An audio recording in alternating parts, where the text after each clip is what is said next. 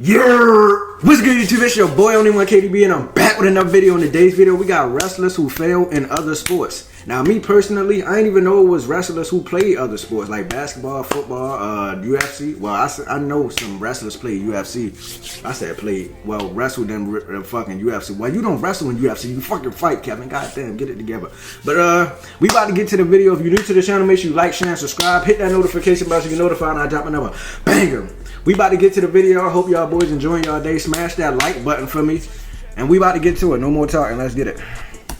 For many WWE superstars, while the squared circle bonds their blood, sweat, Golly. and tears, many wrestlers have used their unique athletic frames in ways actually outside of the ring. Yes, before making their way to the WWE, the one-of-a-kind physiques of the likes of Bianca Belair, Pat McAfee, Mark Henry were put on display as they succeeded in sports outside of WWE. However, while those examples may have had an extended history of success outside of WWE's walls, some superstars find that they are most comfortable in the ring as opposed to out on the field, even if they had to learn that lesson the hard way. So, my name is Greesh from Wrestleology, and today, let's take a look at how some of the WWE's biggest pro wrestlers failed in their pursuits to win gold in other sports. Okay, let's get it. Listen, look, we watch wrestling. But before we dive into the failures of these athletes, I find it only appropriate to begin talking about the biggest name in WWE today, Roman Reigns. After all, Roman proved that no matter how badly you fail at a sport, that you could still reach the top, as he currently sits as the tribal chief. On the football field, however, He played for the Vikings? I did not know that. He probably was on a practice squad. He probably ain't see no game time action.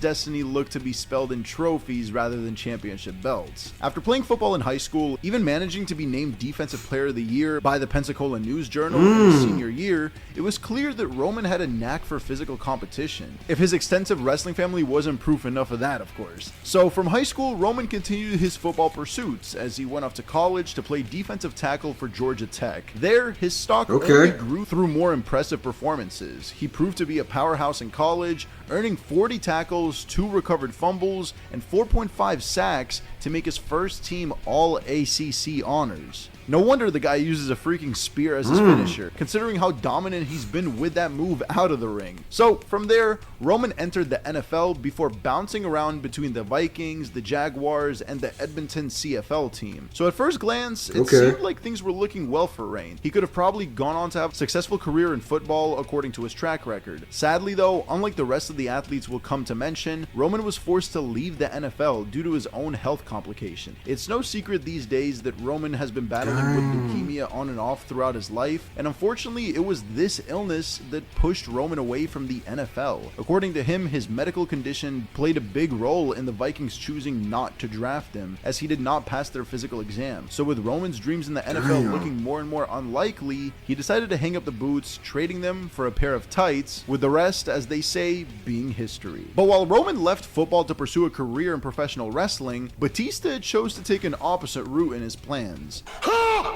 After becoming a household name in WWE, winning multiple world titles across his career, Batista quit the company in 2010, stating that he just wasn't a fan of the company's direction that it was going in, and the animal chose to find a new challenge in the form of MMA. Batista is a rare example. Bro. He joined the MMA. Don't tell me you got knocked out, bro.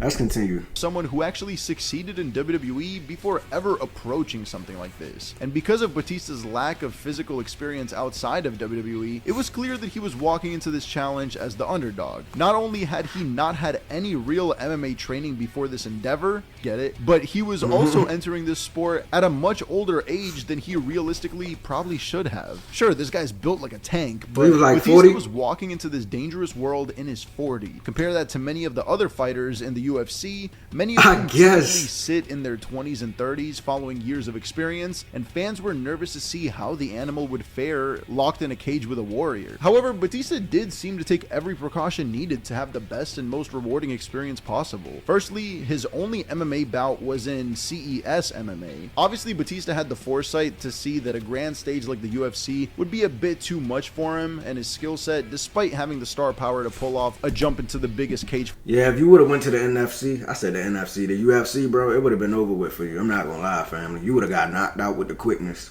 Yeah, it would have been quick. your UFC would have been over with. Somebody would have hit you with a spin kick, and you would have been rethinking your whole life. Promotion in the world. His scheduled opponent was former UFC champion Rashad Evans. However, that was changed to Vince Lucero following Rashad's probation violation that landed him back in jail before the bout. Either way, Batista walked into the cage on October 1st, 2012, ready to test himself. And in an impressive showing, Batista was actually able to secure victory over his opponent by technical knockout in the first round, nailing several blows to the head before the ref called the fight. So, given Batista's success in the cage, you'd think that he'd make his way back following the win, right? Well, when looking at what Batista's doing these days, it's hard to imagine anyone saying that he made the wrong choice in leaving the sport. From this fight, he obviously went on to explode in Hollywood as Drax the Destroyer, while still occasionally making his way back to WWE for a few one-off appearances. However, with Batista now halfway through... Batista was in movies? I wasn't familiar with your game, Batista. I didn't know you was a movie star. That's what's up, man. 50s, and with his Hollywood stardom setting him up for the rest of his life, Batista's days in the MMA world are completely finished. He walked in, fought on a stage that shows humility, and actually won in a first-round knockout. Not exactly a failure, but, you know, despite it being a short one, this was a very classy and respectable MMA career to say the least. You know, it seems like Batista might actually be one of the most underrated performers to ever come out of WWE. Despite not having a big athletic background, and despite not being known as a particularly charismatic superstar during his rise in WWE, Batista has been able to succeed at seemingly pretty much everything he pursues. But while Batista started turning heads in WWE during his... God, look at him. Look. How did he grow muscles on his neck? I've never seen no shit like... How did he do that? That man live in the gym. He don't leave the gym. Like, bro, I ain't gonna lie. Some people at the gym, they be like lifting weights and shit like that, and they be already like, their muscles be out there. I be like, bro, you won. You don't need all the muscles just to go push carts at Walmart, bro. Like, you good. Like, you don't need all the muscle to sit behind a desk and answer a telephone. You know what I'm saying? But Batista, you know what I'm saying? He in the WWE, so he need muscles, but not got that. He got muscles on top of muscles. That's ridiculous. On top of SmackDown, future superstars like Baron Corbin watched on thinking that his future would belong, once again like Roman Reigns, on the football field. Yes, we mentioned Roman earlier and his career in football, but Corbin's path through the sport reached a similar plateau for completely different reasons. After attending the NCAA Division II college, Northwest Missouri State University, Corbin's college career impressed those in the NFL. In 2009, he was signed to the Indianapolis Colts, meeting a young Pat McAfee during his stint. And really, Corbin being around a guy like McAfee is what truly stopped him from growing in the sport, as McAfee was far from the only player at the time that Corbin admits to be worse than. Hearing him speak in interviews, it's clear that he saw the talent level around him and he had to really push himself to try and succeed. But whether it was for the Colts or the Cardinals the following year, Corbin would fall short of reaching any big games continuously used during the preseason. He was super used, and with his athletic background in both football and as a boxer, Corbin knew that he had to stick with something athletic if he wanted to succeed in life. And after being a fan of WWE since childhood, he decided to use his experience as a way to enter the square circle. Now, if it sounds like I'm just attacking Corbin here, by the way, I apologize. These are words actually more or less from his own mouth, as he recently talked about the difference in talent levels on the Chris Van Vliet podcast over the years. But if Baron thought that way about the players around him, imagine golly! Will somebody bit your A off? Bro, look at his ear. They had to be biting his ear or something. There's no way he got that mark from a punch. Somebody punched him in the ear. That looked like it hurt a lot. I'm not gonna lie. You might need surgery, CM Punk. I'm not gonna lie to you. That looked pretty bad, my guy.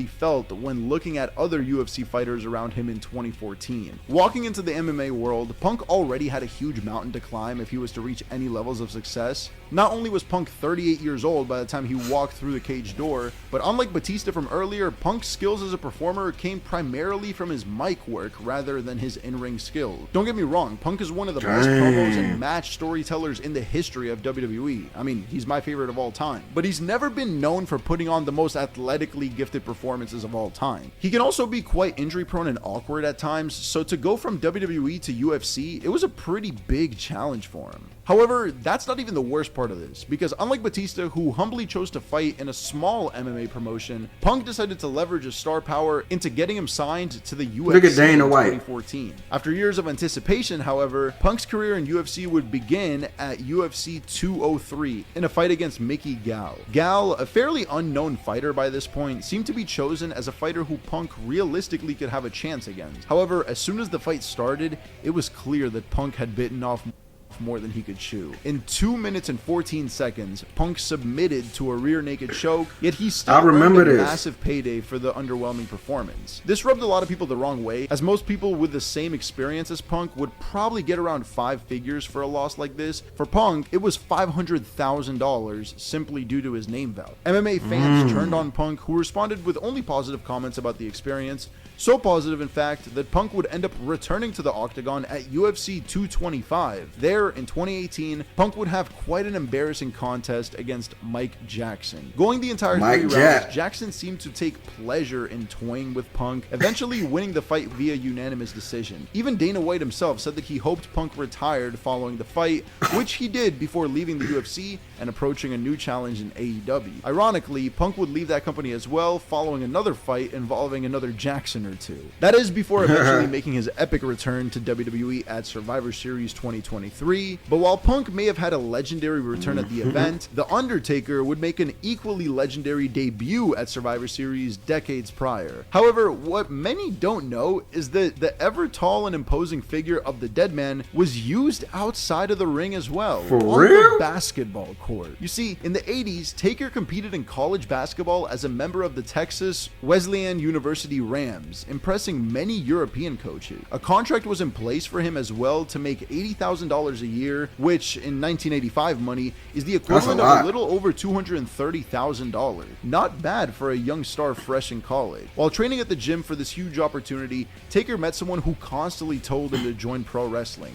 After all, you see a 6'8", 200-pound behemoth standing there, how could you not envision him breaking bodies in the ring? And while it may have seemed crazy to those around him at the time, Taker started to see that perhaps pro wrestling would be a better strategy for him than basketball. For him, it was about longevity, with many basketball careers not lasting more than 5 years or so, with wrestling being a more viable option for long-term success. And when looking back at it, he was exactly right with the mindset, as The Undertaker has not only gone down as one of the most legendary pro wrestlers in history, but also had a long 30-year career in the industry. Sure, we may have missed Mark Calloway on the basketball court, but people all over the world, even if they don't watch WWE, know who The Undertaker is. For these superstars, it's clear that WWE is their home. While there are plenty of wrestlers with successful sporting backgrounds like Goldberg, Ken Shamrock, and Titus O'Neil, these examples show that sports entertainment success doesn't always quite translate to success in other sports. Sure, WWE superstars are athletic juggernauts,